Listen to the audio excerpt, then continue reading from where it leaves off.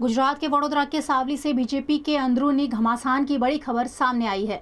वडोदरा के सावली में बीजेपी के अंदर असंतोष की आग भड़क उठी है। टिकट नहीं मिलने से नाराज युवा मोर्चा उपाध्यक्ष आकाश पटेल अब निर्दलीय चुनाव मैदान में उतरने जा रहे हैं। आकाश पटेल पिछले 7 सालों से पार्टी में सक्रिय रहे हैं और संगठन में कई जिम्मेदारियां संभाल चुके हैं। उन्हें विधायक केतन इनामदार का करीबी भी माना जाता है, जिससे ये नाराजगी और ज्यादा अहम हो गई है। उनके निर्दलीय चुनाव लड़ने के फैसले से सावली बीजेपी में अंदरूनी असंतोष अब खुलकर सामने आ गया है। स्थानीय राजनीति में हलचल तेज हो गई है और आने वाले दिनों में और भी नाराजगी सामने आ सकती है।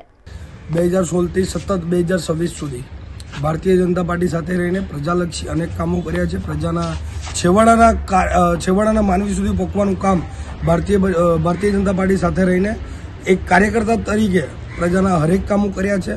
હું આ સતત બીજી વખત ભારતીય જનતા પાર્ટીમાંથી સાવલી નગરપાલિકાના વોર્ડ નંબર 6 માંથી બીજી વખત ટિકિટ માગી હતી, પરંતુ હજી બીજી વાર પણ મને ટિકિટ નથી મળી।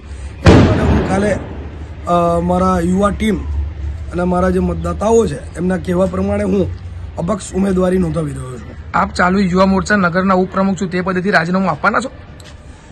ભારતીય જનતા પાર્ટી દ્વારા મને સાવલી નગર ભારતીય જનતા પાર્ટીના યુવા મોરચાના પ્રમુખ તરીકેની જવાબદારી આપી છે। પાર્ટીને હું પહેલાં તો અભિનંદન આપીશ, પરંતુ એક હોદ્દો હું જે 2017થી લઈને બેઠો છું, યુવાઓ શું માત્ર હોદ્દાઓને જ પાત્ર છે? ક્યારે ચૂંટણી લડે જે યુવાઓ જેને કહેવાય ભવિષ્યના ભારતની ભૌતિક સંપદા જેને કહી શકાય, તો યુવાઓ માત્ર હોદ્દા પૂરતા સીમિત રહેશે કે એને પ્રજા વચ્ચે મૂકવા પડશે। જ્યારે યુવાઓ જ આવશે ત્યારે જ કામ સક્ષમ થશે અને એટ્રેક્ટિવ થશે। એટલા માટે જ આ અપક્ષ ઉમેદવારી કોઈનો વિરોધ નથી, કોઈનો જ વિરોધ નથી। માત્ર ને માત્ર મારા મતદાતાઓ કહેવા પ્રમાણે, મારી યુવા ટીમના કહેવા પ્રમાણે મેં અપક્ષ ઉમેદવારી નોંધાવી છે। ઉપપ્રમુખ મને બનાવ્યો એના બદલ પણ આભાર છે, પરંતુ હું ભારતીય જનતા પાર્ટીને પણ એટલું જ કહેવા માગીશ કે યુવાઓને હજુ પણ આગળ લાવો, અને કારણ કે જ્યારે યુવાઓ આ રાજકારણમાં આવશે, રાજનીતિમાં આવશે અને સત્તામાં બેસશે, ત્યારે જ આ દેશનો ઉદ્ધાર અને ભવિષ્યના ભારતની ભૌતિક સંપદા જ્યારે આ સત્તા પર બેસશે, ત્યારે જ આ દેશની દિશા અને દશા પણ બદલાશે।